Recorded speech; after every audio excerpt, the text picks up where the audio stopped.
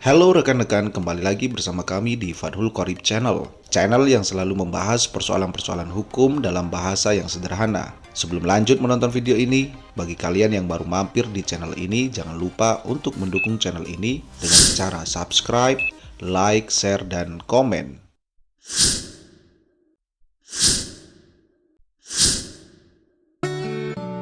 Pada umumnya, proses perceraian berlangsung dalam jangka waktu maksimal 6 bulan pada tingkat pertama di pengadilan agama. Namun, apabila proses sidang berjalan dengan lancar, maka jangka waktu yang diperlukan biasanya hanya sampai 3 atau 4 bulan saja. Apabila para pihak dalam hal ini penggugat atau pemohon dan tergugat atau termohon datang ke persidangan, maka setidaknya ada 8 tahapan yang harus dilalui oleh para pihak dalam menempuh proses perceraian di pengadilan agama.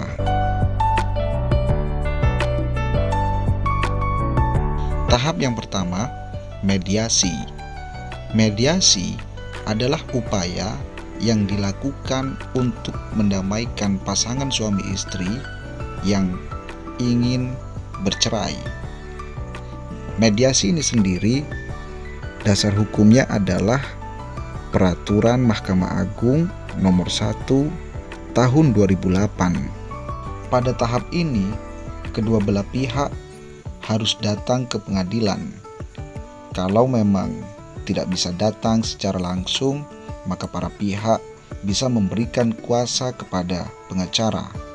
Selanjutnya, pihak pengadilan akan memberikan kesempatan mediasi kepada pasangan dengan maksimal waktu 30 hari, dan waktu mediasi tersebut apabila dirasa kurang maka bisa diperpanjang selama 14 hari.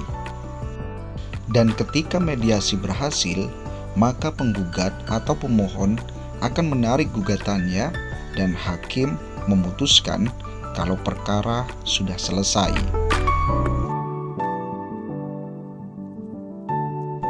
Yang kedua adalah pembacaan surat gugatan atau permohonan cerai.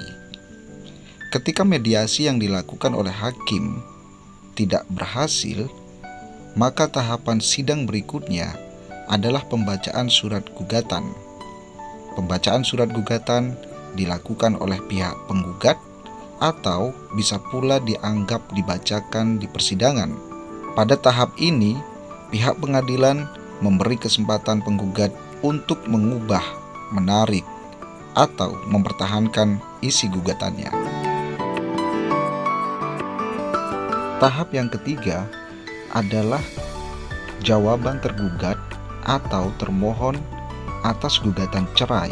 Pada tahapan persidangan perceraian ini adalah mendengarkan jawaban tergugat atau termohon atas surat gugatan cerai pada sidang sebelumnya. Jawaban tersebut bisa berupa pembenaran, sanggahan, atau bahkan bisa pula mengajukan gugatan balik.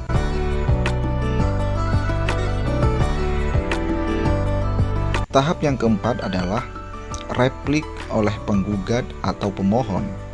Setelah ada jawaban dari pihak tergugat, maka pada sesi sidang berikutnya, pihak penggugat memberikan tanggapan atas jawaban tersebut.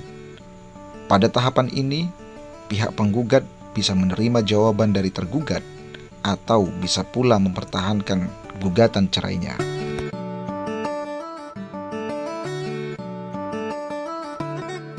Tahap yang kelima adalah duplik oleh tergugat atau termohon. Setelah adanya replik dari pihak penggugat, maka sebagai jawabannya pihak tergugat akan memberi duplik. Tahap inilah yang kerap membuat sidang perceraian memakan waktu yang sangat lama. Berikutnya adalah tahap yang keenam, pembuktian.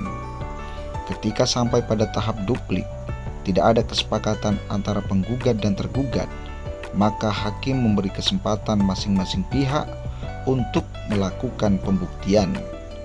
Pembuktian bisa dilakukan dengan mendatangkan saksi atau bukti yang dilakukan secara bergantian.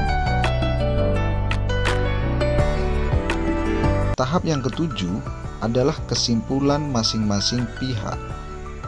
Pada tahap ini, pengadilan memberikan kesempatan kepada tergugat dan penggugat untuk mengajukan pendapat akhir atau kesimpulan. Pengajuan kesimpulan masing-masing pihak ini bisa dilakukan secara tertulis ataupun secara lisan. Tahap yang terakhir atau tahap yang ke-8 adalah musyawarah oleh majelis hakim putusan sidang. Tahapan terakhir ini adalah dilakukannya musyawarah oleh anggota majelis hakim yang mengadili perkara tersebut.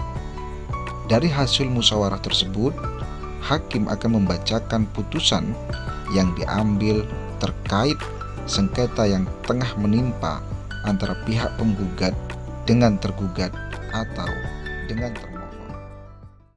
Terima kasih sudah mampir di Fadhul Qorib Channel dan semoga bermanfaat.